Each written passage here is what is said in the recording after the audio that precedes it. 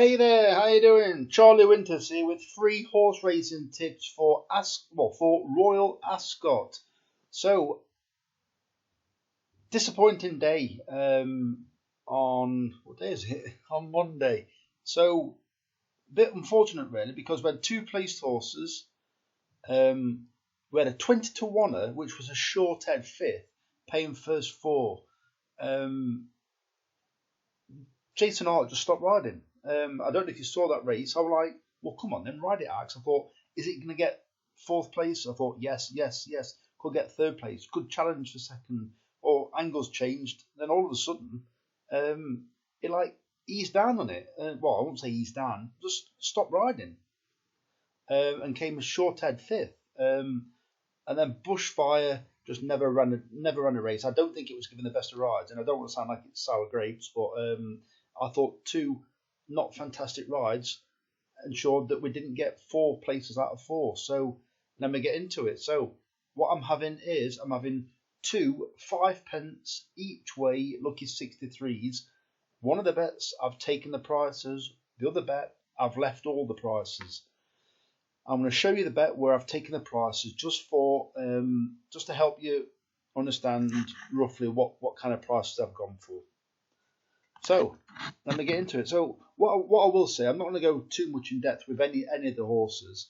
What I will say is, to say it's good to firm ground at Royal Ascot, I am seeing a lack of horses that love fast ground. There's so many that have ran okay-ish on good to firm, but are looking for good or softer. So let me get into it. So the first selection is High Royal at 25-to-1 in the 2:30 at Royal Ascot. So the problem with this race is they're paying first 3 only. I think there's about 15 runners. So the interesting thing is Kevin Ryan is just beginning to hit a little bit of form. He had a winner on Monday. It was very slowly away, but the horse still came through quite powerfully and won. A lot of his horses are running pretty well now. So this horse was ridden by Ryan Moore last time when it didn't. I don't think it came out the stalls properly or something like that. Something wasn't right anyway. It wasn't injured, but I think it like dwelt or very slowly away.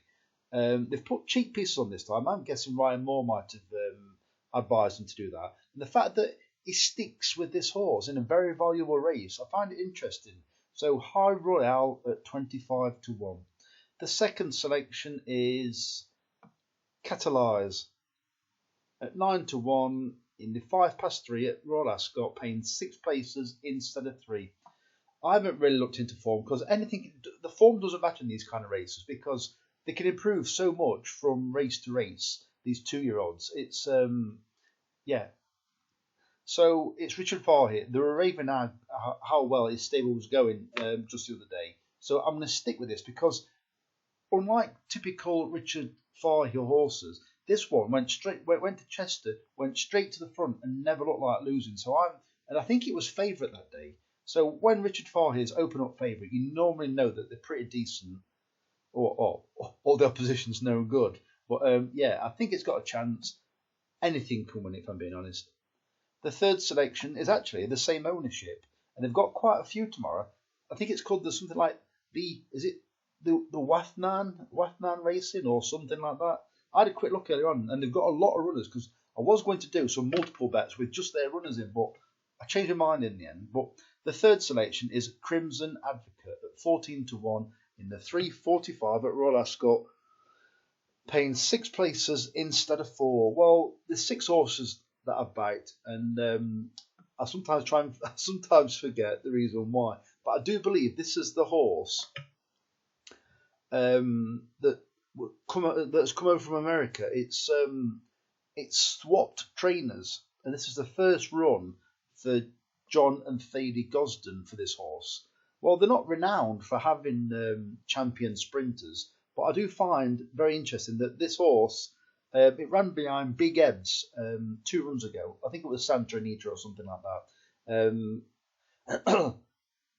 Plenty of ability, and I'm just thinking switching to John and Thady Gosden. I just think could it find some extra improvement. I don't know, but at 14-to-1, I can't ignore it. The fourth selection is the next the best of the day. And there's no way this one's going to get out of me out my sight. So it's Tenerife Sunshine at 14 to 1 in the 5 past 5 at Royal Ascot, paying 7 places instead of 4. I don't think the draw's going to help this one. It's drawn 20 of 20. But you've got Charlie Johnston just entering a little bit of form. I missed this horse last time after backing it on the all-weather. And I think, when I've been looking at it, I think it's just been ticking over on the all-weather because it's had several unlucky runs. And I believe it's still got James Doyle on board. James Doyle rode it last time when it won. And he also rode it that time when I tipped it up and it was given a poor ride. But quick ground, and there's so many horses that don't want quick, genuinely quick ground. So I do like the look of this horse. It's going to be tough from stall 20, but I think it's got a chance. The next selection is the nap of the day. It is Astro King. It's 11 to 1 in the 5:40 at Royal Ascot, paying 4 places instead of 3.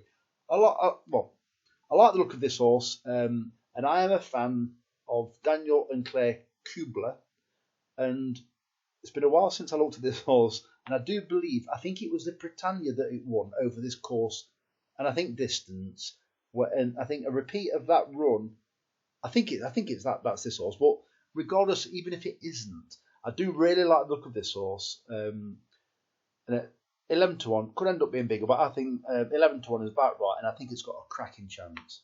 And finally, LeMay at 20 to 1 in the 6:15 at Royal Ascot, paying 6 places instead of 4.